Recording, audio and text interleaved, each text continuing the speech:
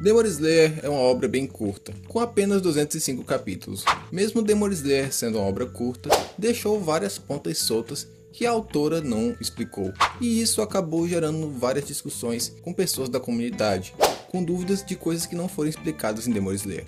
Porém, o assunto desse vídeo não é esse, falar dessas coisas que não foram explicadas, mas sim de coisas que são discutidas na comunidade, porém é um fato e muitas pessoas não aceitam.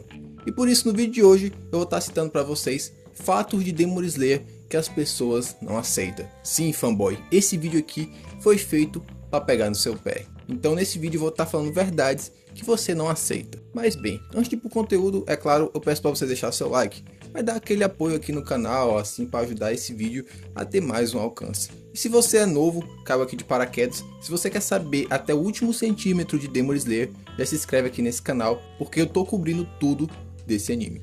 Agora sem mais enrolação, né? Bora pro conteúdo. Primeiro fato, Tanjiro Oni é o ser mais poderoso que apareceu em Demon Slayer. Muita gente não aceita isso, tem muito fanboy do Orochi que fica falando que Orochi é o personagem mais forte que apareceu em Demon Slayer. Só que isso é mentira, e se você acredita nisso, sinto muito em lhe informar, mas você é burro ou você esqueceu o conceito das Ninshirins. Eu quero acreditar que é a segunda opção. Bora lá explicar isso. Bom, o Muzan, quando estava perto de morrer, ele colocou todas as suas energias no Tanjiro e acabou transformando o Tanjiro em um demônio. E nisso aconteceu do Tanjiro virar um Oni que simplesmente era imune à luz solar. Ou seja, o Tanjiro não morria mais por decapitação. Só pelo fato do Tanjiro superar o sol, já prova em si que ele era a criatura mais forte que apareceu em Demon Slayer. Porque o próprio Muzan, como era o demônio mais forte, ele morreu por sol. Então o Tanjiro que virou um demônio, se ele resistiu ao sol, significa que ele virou a criatura mais forte. Mas tem muito fanboy do Orochi que fala que ele era o mais forte pelo fato do Orochi ter sido o caçador mais forte que apareceu em Demon Slayer. E sim, isso é uma verdade. Orochi foi o caçador mais forte que apareceu, pelos motivos, né, dele desde criança já ter um mundo transparente, já ter nascido com a marca do caçador, ter superado a marca do caçador e ter chegado até os 80 anos, ter quase matado o Muzan, ter praticamente um vigor infinito. O cara simplesmente, né, criou as respirações, então ele foi praticamente um deus humano na Terra, e isso é um fato. Só que o Orochi jamais venceria do Tanjiro Oni, e o motivo é porque o Tanjiro Oni simplesmente ele não morre para a luz do sol. E bora lá recapitular o conceito da Ninshirins. As espadas Ninshirins são feitas com ferro fictício que existe em Demon Slayer, que esse ferro tem a propriedade de acumular energia solar. Tá ligado aquelas placas solares que você vê em cima das casas? Era basicamente isso que as espadas faziam. Elas acumulavam a luz do sol no ferro da espada, e quando os caçadores iam decapitar um Oni, é meio que como se na lâmina ficasse um pouco da luz do sol, o que fazia os Onis morrerem. Esse era o conceito que tinha em Demon Slayer, que os Onis eles só morriam para as espadas Nichirin porque elas absorviam a luz do sol. Os Onis não morriam simplesmente por ser decapitados. Se você pegasse um machado, esmurrasse, tirasse a cabeça dele, ele ia renascer. E isso aparece logo no começo de Demon Slayer. E o Urokodaki ele explica isso, que os Onis só morriam para Ninshirins. Então, mesmo o Orochi sendo o caçador mais forte, ele ainda usa a Nichirin como a sua espada para matar os demônios. Ou seja, se o Orochi fosse enfrentar o Tanjiro Oni, mesmo fazendo vários cortes, transformando o Tanjiro numa salada, o Tanjiro ia regenerar e não ia morrer, pois ele é um demônio que superou a luz solar. Mesmo que o Orochi passasse 80 anos lutando contra o Tanjiro, no final o Tanjiro ia vencer, pois ele não ia morrer, porque ele era um Oni. O Oni eles vivem muito tempo e não são praticamente seres imortais, que só morreriam para a luz do sol. Porém o Tanjiro não morre para a luz do sol. Então, tipo, é só usar a lógica. Se o Orochi é um humano que uma hora vai morrer, mesmo tendo vigor infinito, e o Tanjiro é um ser imortal que superou o sol, então, amigo, não tenho o que dizer, Tanjiro é mais forte do que o Orochi. Até porque também se a gente levar por base que o Orochi é um humano normal, ele precisaria beber água, se alimentar, então uma hora ou outra ele ia se cansar ali, coisa de 3, 4, 5 dias ele ia morrer, né, porque não estava se alimentando e nem bebendo água, pois estaria lutando 24 horas ali com o Tanjiro Oni. Então é um fato, o Tanjiro Oni é o ser mais forte que apareceu em Demon Slayer. Segundo fato, Tokito iria superar todos os Hashiras no futuro. Bom, dessa vez aqui eu vou ficar do lado dos fanboys do Tokito. Mas galera, é um fato, Tokito, se ele tivesse sobrevivido ao final de Demon Slayer, ele ia superar todos os Hashiras, pois o Tokito ele era um prodígio. Ele se tornou Hashira aos 11 anos de idade, depois de 3 meses de se tornar um caçador. Ele matou sozinho uma lua superior, despertou a marca do caçador, sendo um dos primeiros Hashiras ali a despertar esse poder. E também ele tinha sangue do Kokushibo, que era a lua superior 1, no caso ele já tinha questão genética ali de ter a tendência a de ser um bom samurai. E mano, o Tokito fez tudo isso ali no Demon Slayer que a gente viu com 14 anos de idade. E claro também, né, ele despertou a lâmina carmesim ali e foi muito resistente na batalha final contra o Kokushibo, mas infelizmente ele veio a morrer. E galera, é um fato que se caso ele tivesse se desenvolvido, se tivesse chegado ali nos seus 18, 19, 20, 25 anos, o Tokito seria mais forte do que todos os Hashiras, superando até mesmo o Gyomei, pois o Tokito ele era um prodígio. Cara, ele com 14 anos ali, ele já tinha um nível ali mais ou menos do Obanai e do Tomioka ali, né, sendo um pouco mais fraco ou até mesmo mais forte. E isso porque o Obanai e o Tomioka já tinham 21 anos de idade, já eram adultos formados. Então o Tokito ali, mesmo sendo um adolescente, ele já tinha muito potencial para superar esses caras. Então tipo, é um fato galera, se ele tivesse sobrevivido, tivesse se tornado um adulto forte ali, continuando treinando, ele teria superado todos os Hashiras. Fato número 3. Sem o Yushiro, o Muzan teria vencido a batalha final. Gente, o Yushiro é um personagem que é bem esquecido ali quando se fala de Castelo do Infinito. Quando se fala de Castelo do Infinito, você lembra dos Hashiras, do Tanjiro, mas ninguém se lembra do Yushiro. E o Yushiro foi peça fundamental em Demon Slayer, ali no final. Sem ele, o Muzan teria vencido. Começando que ele salvou ali o Zenitsu, né? Após o Zenitsu derrotar o Kaigaku, quando o Zenitsu estava caindo inconsciente, o Yushiro acabou salvando ele. E o Yushiro também estava no cargo, né, de ficar ali cuidando dos ferimentos dos caçadores, né, que estavam se ferindo ali durante a batalha. E é claro, o principal que o Yushiro fez no Castelo Infinito, que foi derrotar a Nakimi. Cara, se o Yushiro não tivesse ali manipulado a Nakimi e ajudando o Obanai e a Mitsuri a sair daquela situação, mano, o Obanai e a Mitsuri uma hora ou outra iam morrer de cansaço por ficar direto ali se movimentando no Castelo Infinito, e também, né, eles não teriam ajudado na suposta batalha final que ia ter contra o Muzan. E todo mundo ali ia ficar preso no Castelo do Infinito, porque quando o Muzan percebeu que a Nakimi estava sendo enganada pelo Yushiro, ele foi lá e derrotou a Nakimi e expulsou todo mundo do Castelo do Infinito. Ou seja, sem o Yushiro, os caçadores tinham ficado preso dentro do Castelo do Infinito. Beleza, Doma foi derrotado, a casa foi derrotado, Kokushibo foi derrotado, mas o Muzan, meu irmão, ele ia fazer a festa ali dentro do Castelo do Infinito sem se preocupar com a luz do sol, ou seja, ia garantir a vitória dele. E outra coisa também que o Yushiro também ajudou foi com o seu Kikijutsu. Para quem não se lembra, o Yushiro tem um Kikijutsu que ele deixa aquelas cartas que tiram a presença da pessoa, né? Deixa a pessoa praticamente invisível. E o suporte de Kanao, Zenitsu e Inosuke, que chegou ali para ajudar os Hashiras, foi graças ao Yushiro que fez esses caçadores chegar sem presença. Outra coisa também, né, que o Sanemi percebeu que ele estava usando essas cartas para esconder a presença e que também ajudou ali na luta contra o Muzan. E é claro, o principal, o Obanai, quando ele ficou cego, ele só conseguiu voltar para a luta e salvar o Tanjiro e ajudar ele graças ao Kikijutsu do Yushiro, pois ele colocou uma daquelas cartas na cobra de estimação dele e na testa dele, e assim conseguiu enxergar através dos olhos da cobra, né, por conta do Kikijutsu do Yushiro. Então o Yushiro, irmão, foi peça fundamental na derrota do Muzan. Sem ele, os caçadores teriam perdido a luta, e isso é um fato. Quarto fato, os casais de Demon Slayer são horríveis. Irmão, esse aqui já foi um tema que eu já fiz vídeo aqui no canal, lá eu dei mais detalhes, eu vou deixar aqui na descrição o link para você assistir lá ele depois. E gente, não tem muito o que falar, os casais de Demon Slayer são horríveis. Eu sei, Demon Slayer não é um anime focado em romance, é um anime de luta, e a gente não liga muito pros casais. Mas cara, os casais que foram criados são casais horríveis, cara, sem nenhum tipo de química. Casais ali que já eram formados, como o Buyashiki, a Mene, o Uzui com as esposas deles, eram legais ali, tinham uma química interessante. Mas os casais que foram formados, tipo Tanjiro e Kanao, Zenitsu e Nezuko, e principalmente Aoi e Inosuke, cara, que casais horríveis e sem química, mano, é muito sem personalidade. Primeiramente o Tanjiro e a Kanao nem tinha muita ligação ali com o Tanjiro, parece que eles só ficaram juntos porque não tinha outra pessoa para formar um romance com ele. Inclusive a comunidade, né, a maioria acha melhor o Tanjiro ter ficado ali com a Aoi Kanzaki. A Nezuko e o Zenitsu é aquele caso, só ficou por pena, pois a Nezuko ali nunca fez muita conta do Zenitsu, até mesmo no final de Demon Slayer, a gente só soube que eles ficaram juntos por conta daquele capítulo final que mostra ali os descendentes da Nezuko e do Zenitsu sendo irmãos, ou seja, a Nezuko acabou ficando com o Zenitsu. E a Aoi e o Inosuke, que mano, que casal nada a ver, cara, tipo, o Inosuke nunca se ligou para romance, a Aoi nunca gostou do Inosuke, na verdade ela gostava do Tanjiro, e no final eles dois ficaram juntos, mano, que negócio mais sem noção. E galera, não tem muito o que comentar, vão assistir meu outro vídeo que lá eu dou mais detalhes. E resumindo tudo, é um fato, os casais de Demon Slayer são horríveis. E o quinto fato desse vídeo aqui tem que Uzui seria o segundo Hashira mais forte se ele tivesse despertado a marca do caçador e conseguido a lâmina Nichiren. Gente, eu fico impressionado com a quantidade de fãs de Demon Slayer que subestimam o Uzui. E cara, é uma coisa meio burra de se pensar, achar que o Uzui é um dos Hashiras mais fracos. Sim, se a gente for pegar o final da obra, o Uzui fica ali como um dos mais fracos, pois ele não despertou a marca do caçador e nem a lâmina carmesim. E ele se aposentou, né, antes mesmo da história acabar. Então faz sentido ele ter ficado ali no final do anime como um dos mais fracos. Mas se o Uzui tivesse despertado a marca do caçador e a lâmina vermelha, cara, ele estaria no top 2 sem discussão, só atrás do Gyomei.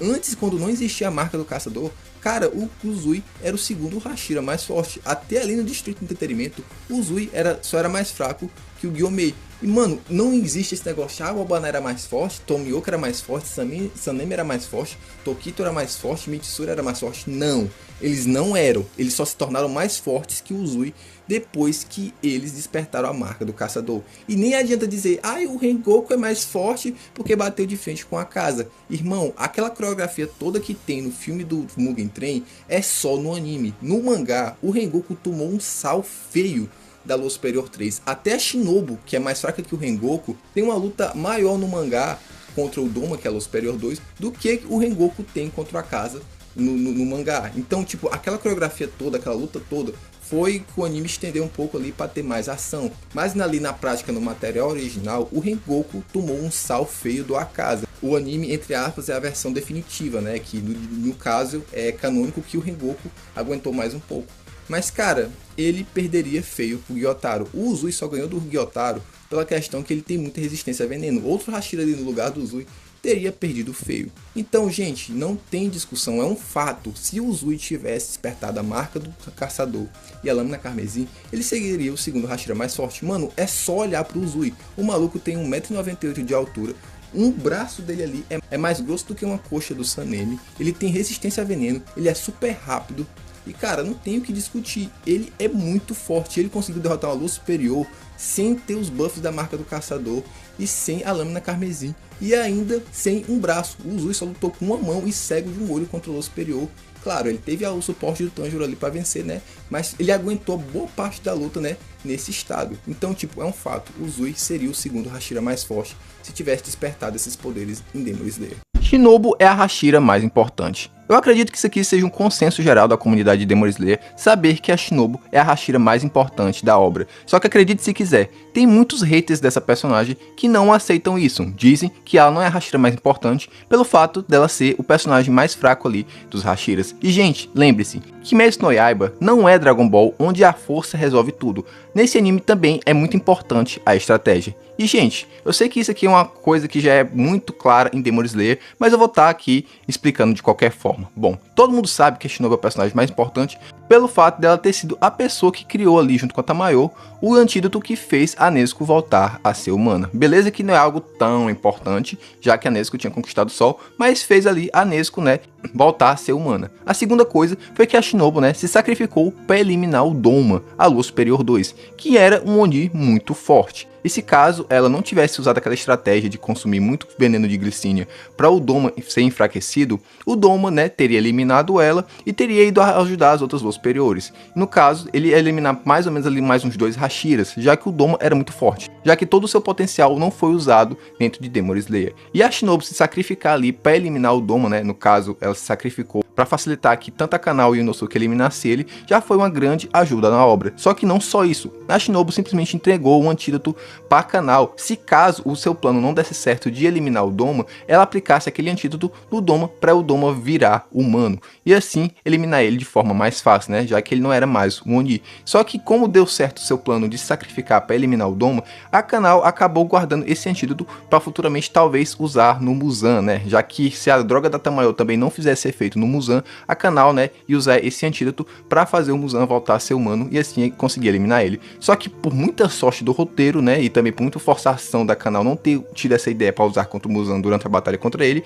a Kanao acabou usando esse antídoto contra o Tanjiro, quando o Tanjiro virou um demônio, né, já que o Tanjiro simplesmente tinha conquistado o sol, ou seja, o Tanjiro ia causar um caos no Japão e talvez até no mundo se ele não tivesse sido parado pela Kanao. com um antídoto que justamente foi a Shinobu que criou. Então, gente, não precisa nem pensar muito. A Shinobu é o Hashira mais importante que apareceu em Demon Slayer, e isso é um fato. Eu sei que ela foi salva pelo Gyomei, né, que também é muito importante. Mas, gente, se for levar em todas as considerações os feitos, ela é a Hashira mais importante, pois algo que poderia destruir o mundo foi a Shinobu que acabou derrotando de forma indireta, né? O pai do Tanjiro perderia para qualquer lua inferior.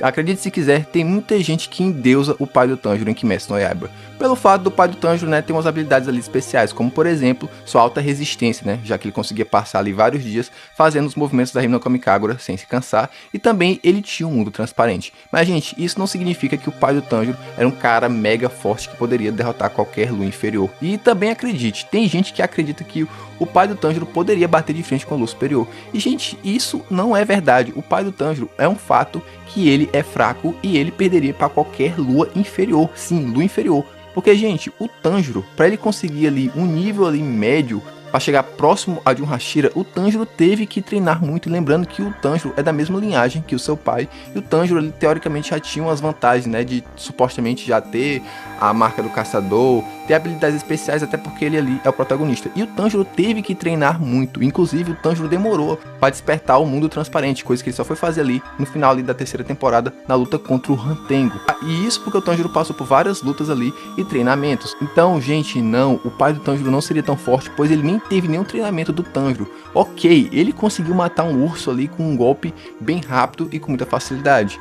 Mas, gente, é um urso. Se você for comparar a força de um urso com um demônio ali do inferior do universo de Kimetsu no Yaiba, não tem nem comparação. Os demônios, eles têm Kikijutsu, são bem mais fortes. Beleza que o pai do Tanjiro ali poderia dar de conta ali de algum demônio aleatório que não tivesse Kikijutsu. Ele poderia eliminar ali com muita facilidade, e claro, se ele tivesse o Nichirin, porque com o machado ele não ia conseguir matar, pois o demônio ia regenerar. Mas sim, se ele tivesse o Nichirin, ele conseguiria dar com esses demônios mais fracos. Mas com demônios mais fortes, como os luas inferiores e principalmente luas superiores, o pai do Tanjiro não ia fazer nada porque ele não tinha treinamento. E outra coisa também, que o pai do Tanjiro, dentro da história de Demon Slayer, ele ficou doente. Provavelmente ele deve ter pegado uma pneumonia, já que ele tinha problema nos pulmões, né? E como no contexto de onde eles viviam, que era um local muito frio, provavelmente ele pegou essa doença e acabou morrendo por conta disso. Então, não, gente, é um fato que o pai do Tanjiro, ele é fraco. Ele tem habilidades especiais, mas ele não teve o treinamento de um espadachim para poder bater de frente com a lua inferior. Nezuko tinha um nível de uma lua superior. Bom, se você assistiu Demon Slayer até o arco da Vida dos Ferreiros, você não vai discordar disso, porque é um fato. A Nezuko conseguiu chegar no nível de uma lua superior. Mesmo que a Nezuko seja uma Oni ali especial, que não come pessoas e só dorme e se recupera a energia dessa forma, a Nezuko conseguiu evoluir ao ponto de ficar forte no mesmo nível de uma lua superior. Claro que a Nezuko não tem mesmo nível ali de um Gyotaro ou de um Gyouko da vida, mas a Nezuko seria muito fácil uma lua superior 6 se caso ela fosse um demônio ali do mal e tivesse ido pro lado do Muzan. Até porque a Nezuko é mais forte do que a Daki, e eu acredito também que a Nezuko ali é no nível próximo a do Kaigaku. E claro, né, gente, com aquela transformação da Nezuko, ela fica muito forte, e também fora que ela tem seu Kikijutsu, né, que queima demônios.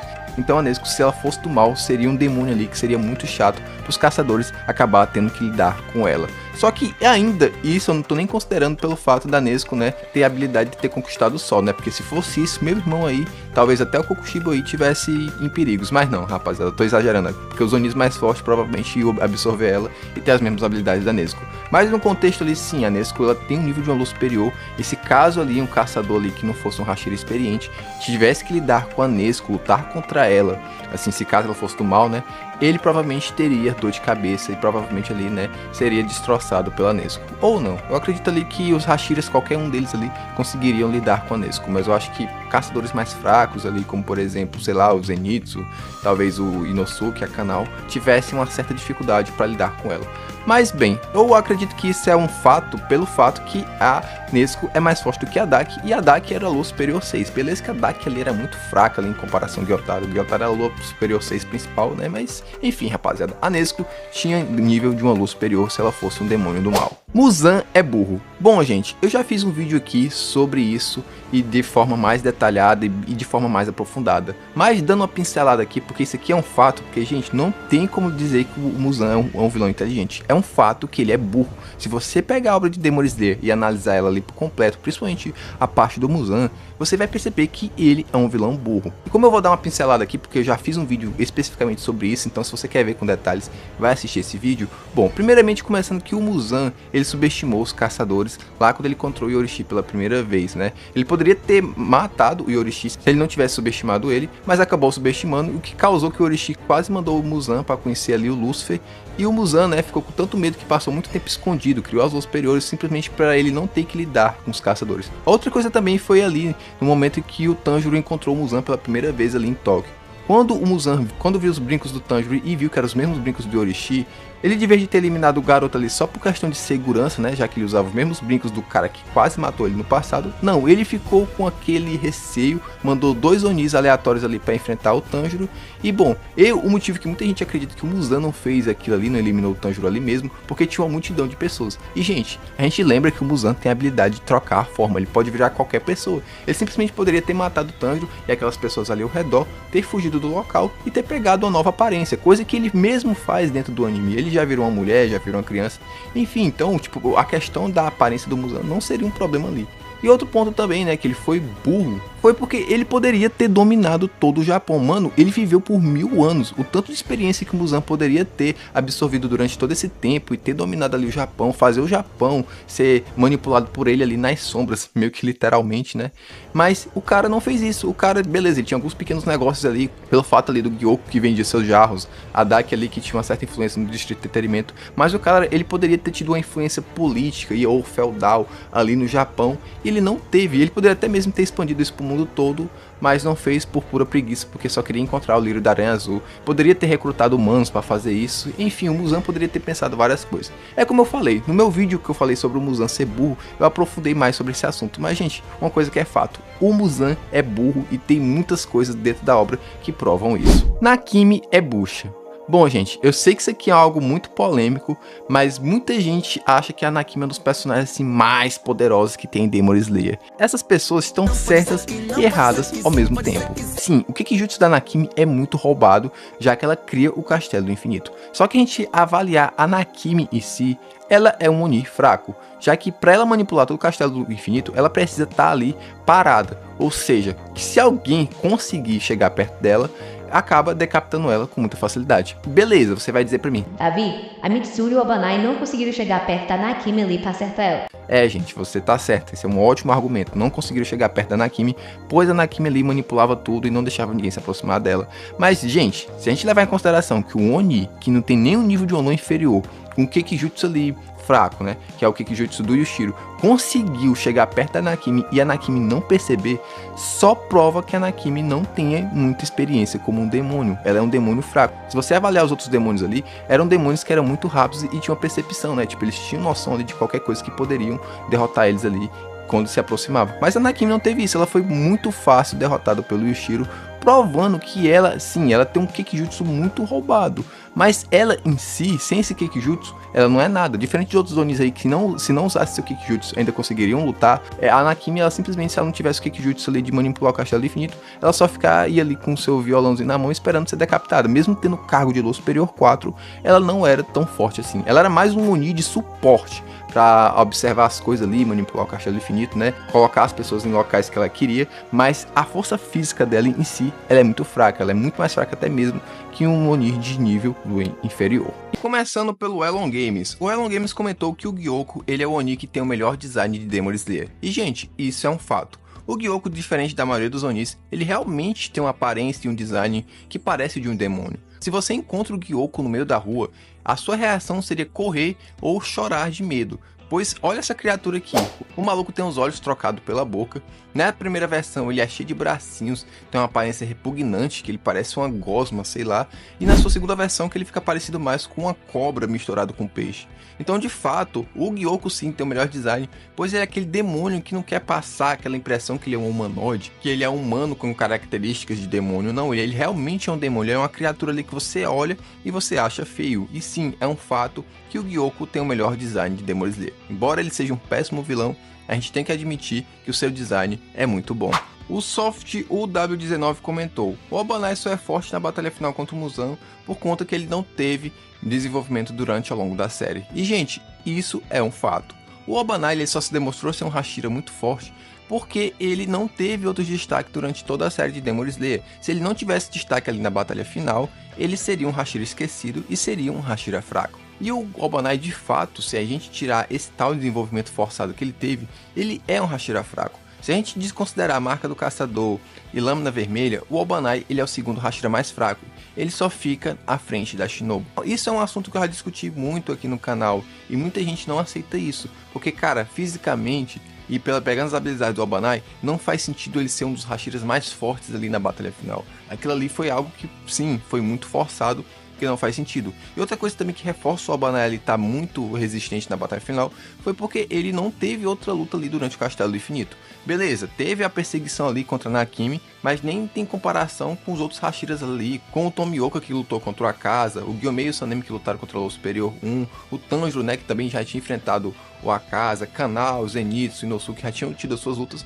Então é compreensível que o Albanai ali tava 100%. Ah, mas tem a Mitsuri ali que foi tirada de combate. É, mas a gente sabe que o Albanai é mais forte do que a Mitsuri. Mas eu tô falando em relação aos outros personagens ali, que o Albanai tá no mesmo nível, só que muita gente acha que o Albanai é muito superior a eles, por ter tido mais desenvolvimento ali na batalha final. Mas não, isso é porque a autora viu que o Albanai não teve desenvolvimento ao longo ali da história e precisava dar uma luta de destaque para ele, já que ele era um Hashira. Então por isso que sim, ele só teve esse desenvolvimento e essa força absurda no final da obra, foi por falta de desenvolvimento. O David Raul 191 falou que a Nezuko não tem explicativa para ter conquistado o Sol. E gente, isso é um fato. Não existe justificativa nenhuma para Nezuko ter conquistado o Sol. Foi tudo roteiro. E gente, não precisa nem esforçar muito para pensar sobre isso. Foi jogado na nossa cara que aquilo ali foi roteiro. Não tem explicativa nenhuma para Nezuko ter simplesmente superado o maior tabu dos Onis. O maior tabu dos Onis era que eles não conseguiriam andar na luz do Sol. Então por que a Nezuko conseguiu?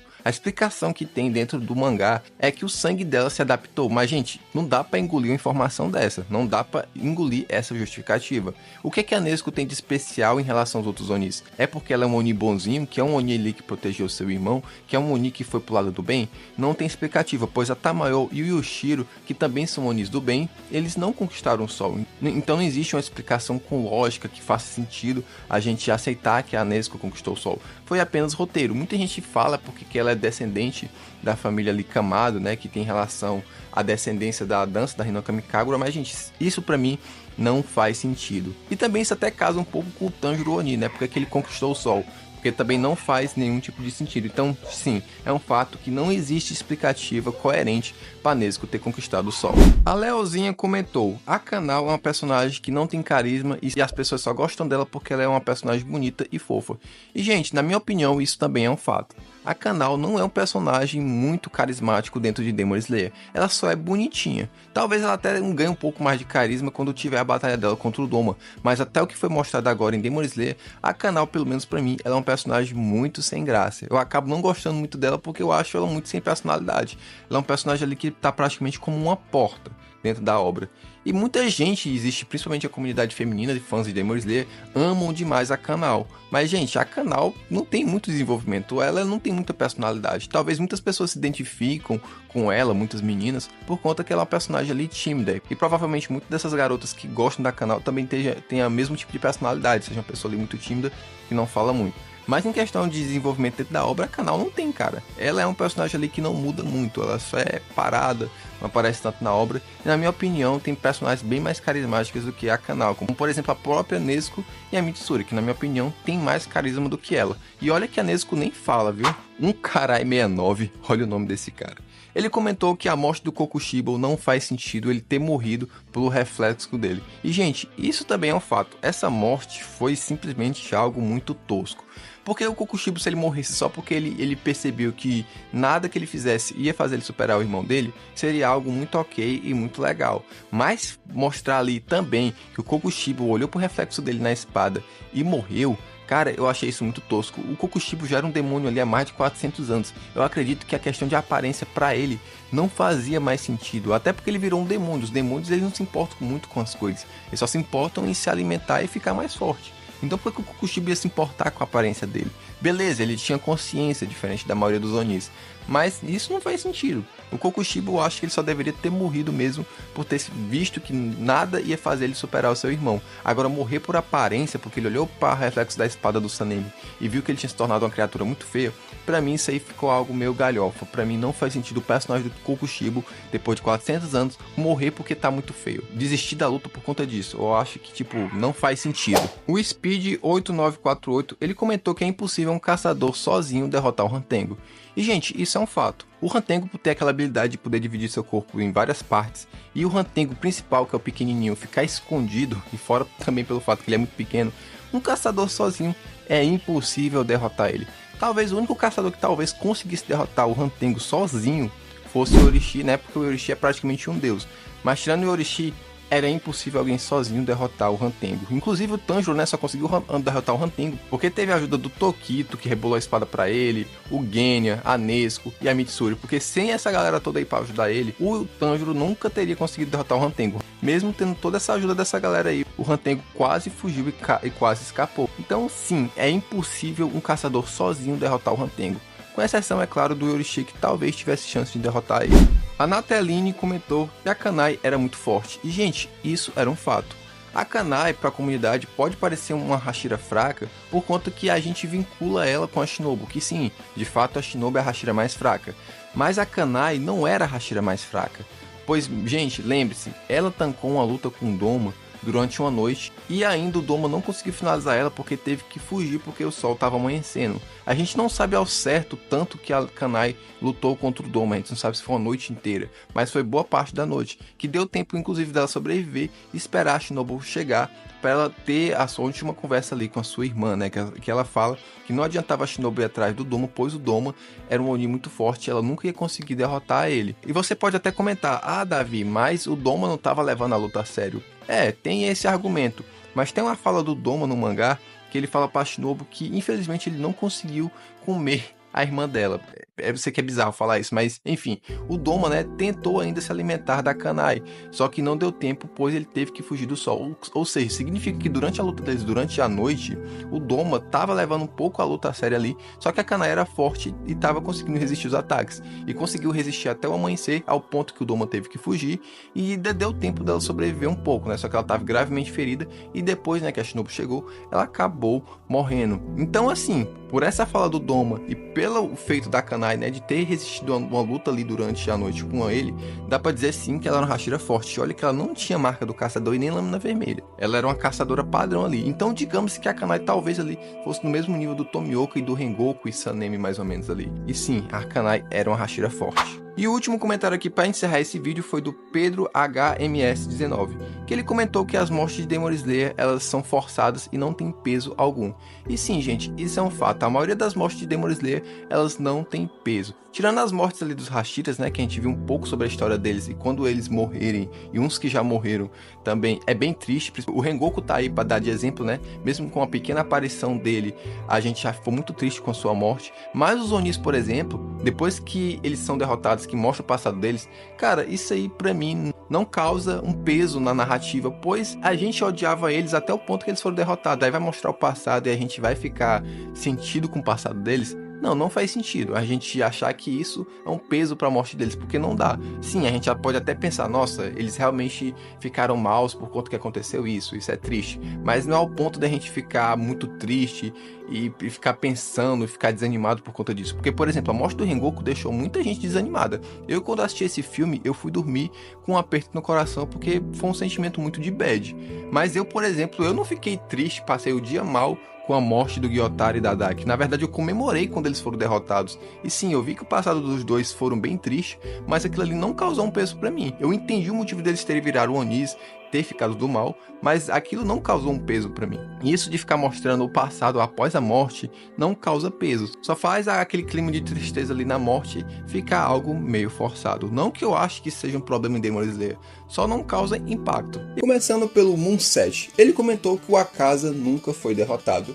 E galera, isso é um fato. Se a gente analisar as lutas que o Akaza teve e que foram mostradas em Demon Slayer, ele não perdeu nenhuma. Começando a primeira luta que ele teve contra o Rengoku, né? Que ele facilmente venceu do Rengoku, embora muitos digam que ele quase foi derrotado por conta da luz do sol, mas o Akaza, né, ele conseguiu sair ileso daquela luta. E a sua próxima luta, né, é no Castelo do Infinito, que ele enfrenta o Tanjiro e o Tomioka. E a princípio o Akaza estava na vantagem, mas após o Tomioka despertar a marca do caçador, tanto o Tomioka e Tanjiro começam a colocar uma pressão no Akaza. Depois do Tanjiro dominar o mundo transparente e também conseguir usar a técnica de ocultação de presença, ele acaba conseguindo cortar o pescoço do Akaza, onde muitos consideram que ali foi a derrota do Akaza.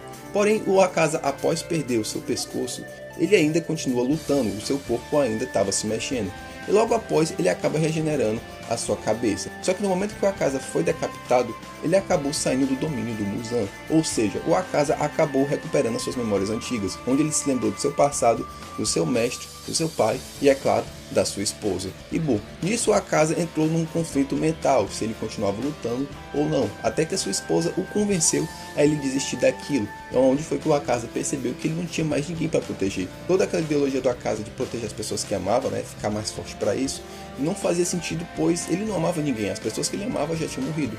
Então o Akaza, né, acaba reconhecendo isso e acaba desistindo da luta, né, dando um sorriso pro Tanjiro e fazendo um golpe, né, no seu próprio corpo e se recusando a se regenerar. Mesmo o Muzan, né, pedindo para ele voltar a lutar, né, dizer que aquilo não valia a pena porque ele era um demônio, o Akaza acaba desistindo. Muitas pessoas consideram que ele foi derrotado pelo Tanjiro, já que foi o Tanjiro que cortou a cabeça dele, né, e fez o Akaza retornar suas memórias. Tecnicamente sim, mas na prática não foi bem isso. Se o Akaza quisesse continuar lutando, ele teria continuado, e como ele agora era imune à decapitação, ele poderia matar o Tanjiro e o Tomioka tranquilo, né? Já que as Nishirins não ia funcionar muito bem nele, né? Já que ele poderia regenerar a cabeça.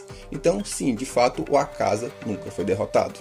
A Malu 2041, ela comentou que o Kaigaku representa nós, seres humanos, dentro de Demon Slayer. E bom, isso que ela comentou é uma verdade, embora muita gente não aceite isso. Bom, os motivos porque a gente sabe que o Kaigaku, ele é um canalha. Ele fez muita merda quando ele era criança. Só que tem um detalhe, Demon Slayer ele é um anime de fantasia, ele é uma ficção. Basicamente, o que é bom em Demon Slayer é 100% bom e o que é mal é 100% mal. Não existe um meio termo. Só que na vida real não é bem assim. Nós humanos, a gente não somos 100% bons e também não somos 100% maus. E vamos fazer atitudes boas e também vamos fazer atitudes que sejam más. E a mesma coisa é o Kaigaku. O que o Kaigaku fez em Demon Slayer não foi porque ele é 100% maldade, não é porque ele é um Muzan ou um Frieza da vida. É porque ele é humano. As coisas que ele fez foi para tirar o dele da reta. Ele entregou as crianças não porque ele era mau, ou era porque ou ele ficava vivo ali, ou ele morria. Por isso que ele fez a negociação com o Oni.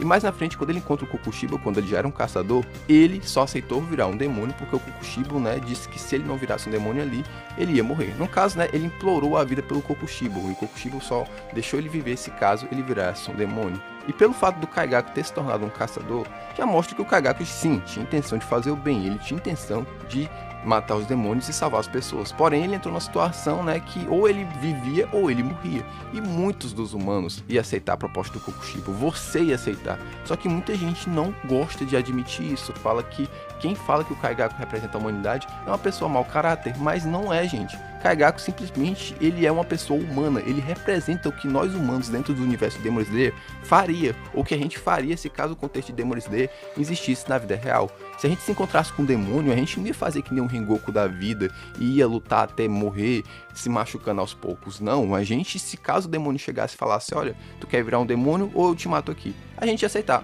prefiro virar um demônio. E isso é a verdade, não adianta você negar e dizer, nossa, eu tenho um ideal, eu sou um templário. Não, gente, não. A gente sabe que você aceitaria. Então, sim, Kaigaku representa boa parte da grande massa, né? Se tivesse dentro do universo de Demon Slayer. Embora muita gente não queira aceitar isso, né? Mas, enfim, eu admito porque eu tenho um cunhão pra isso. O Mihawk comentou que o Sanemi e o Tomioka, eles são nivelados. E bom, isso é um fato. Já fiz vídeo sobre isso aqui no canal, né? Há uns meses atrás.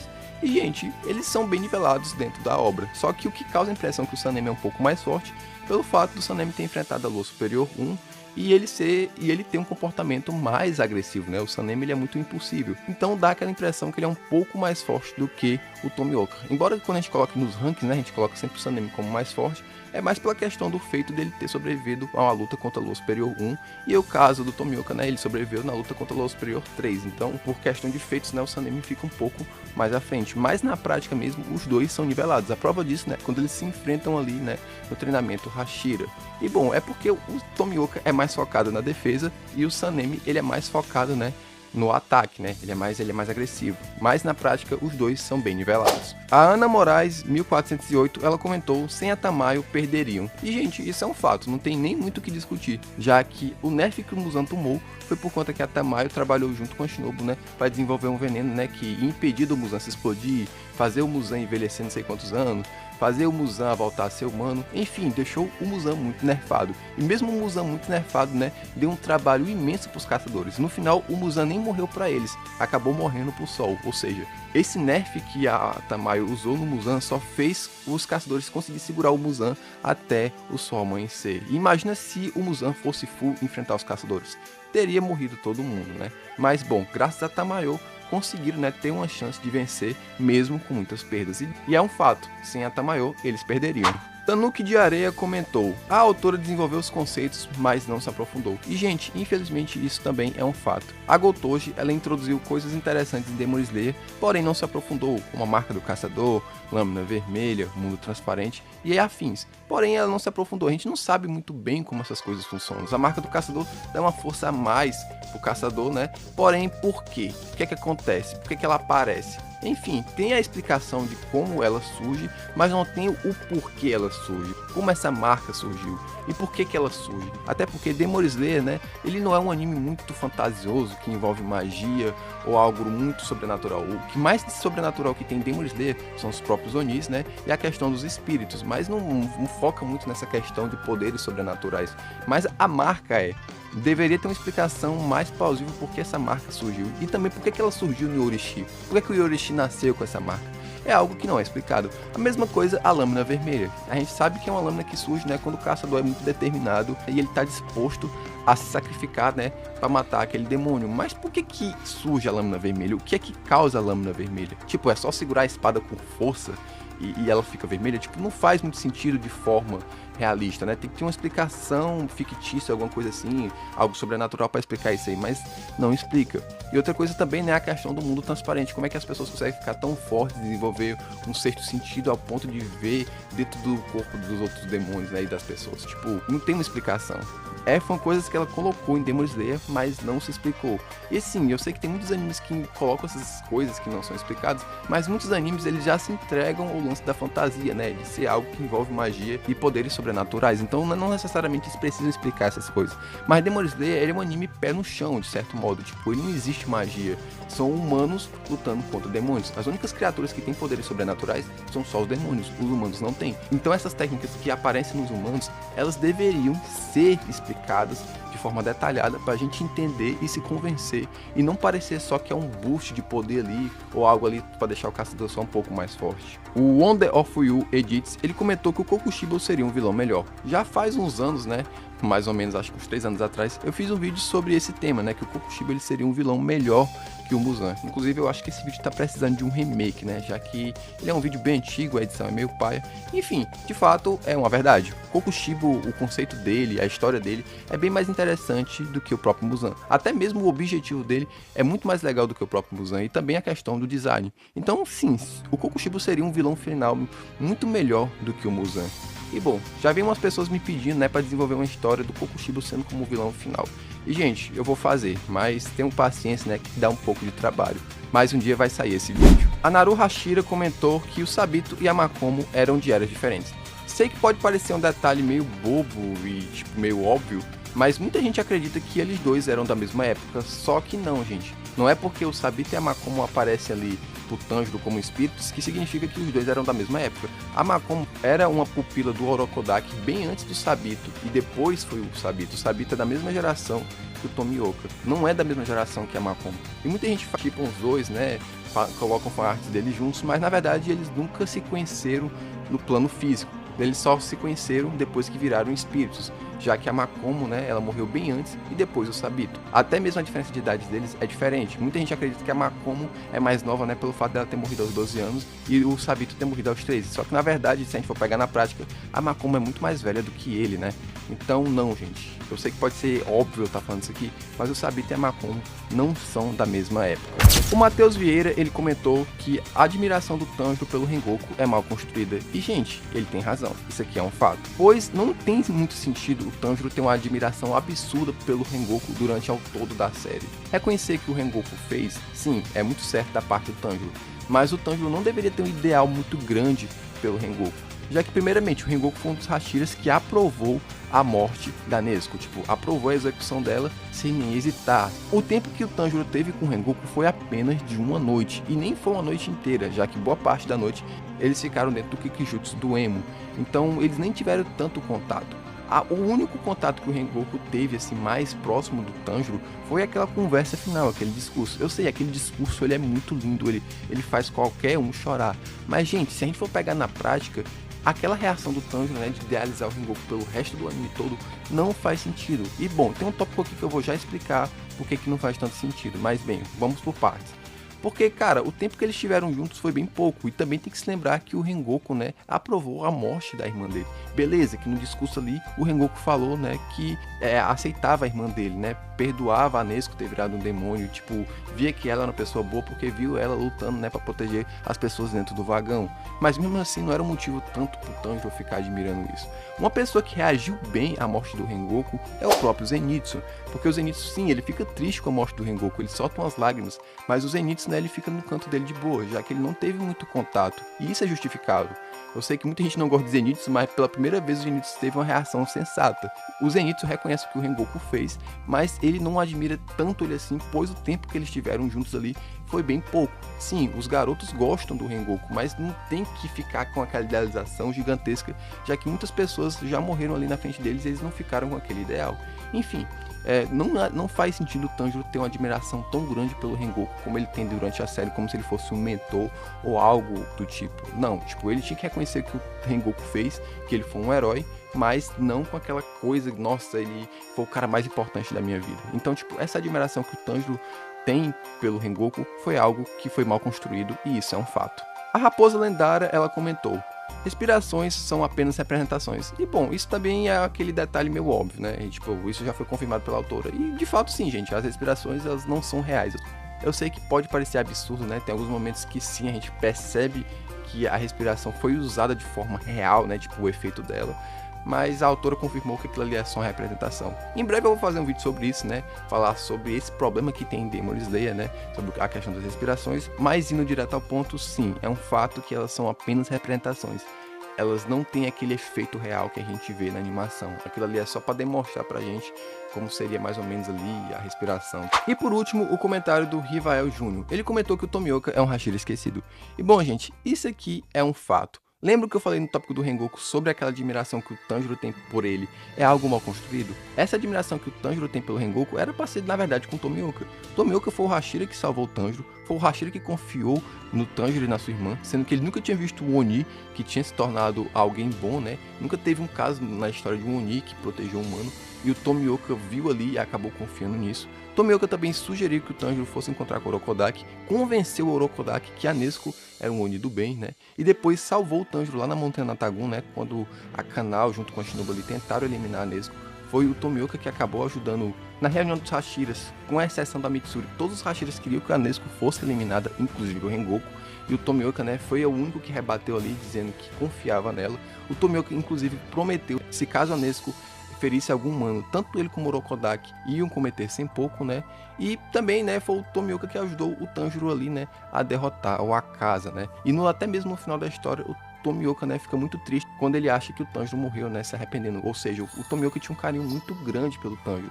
E durante o treinamento Hashira, até mesmo o Tomioka queria passar o cargo de Hashira da água pro Tanjiro, né? Só que ele não passou, pois o Tanjiro mal estava usando a respiração da água. Então, tipo, a admiração que o Tanjiro tem durante a série era pra ser pelo Tomioka, pelo cara que salvou ele, que apoiou ele, que confiou nele.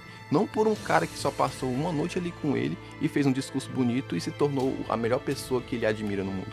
Então, por isso que o Tomioka foi um Hashira esquecido. E isso não é culpa dos personagens nem do Tanjiro, é culpa da autora. A autora deveria ter pensado mais pelas coisas que ela fez na história. Tipo, pelo que é mostrado em prática, o Tomioka, ele é um personagem mais admirável do que o Rengoku. Mas eu acredito que ela ficou tão emocionada com o que ela fez com o Rengoku, de todo o discurso que ele fez, acabou fazendo o Tanjiro, né, ter mais um contato com ele. Mas esse contato que o Tanjiro tem com o Rengoku, cara, não faz muito sentido. Era pra ele, de fato, admirar o Tomioka. E bom, por isso que é um fato, o Tomioka, ele é um personagem esquecido nesse quesito, né, de consideração.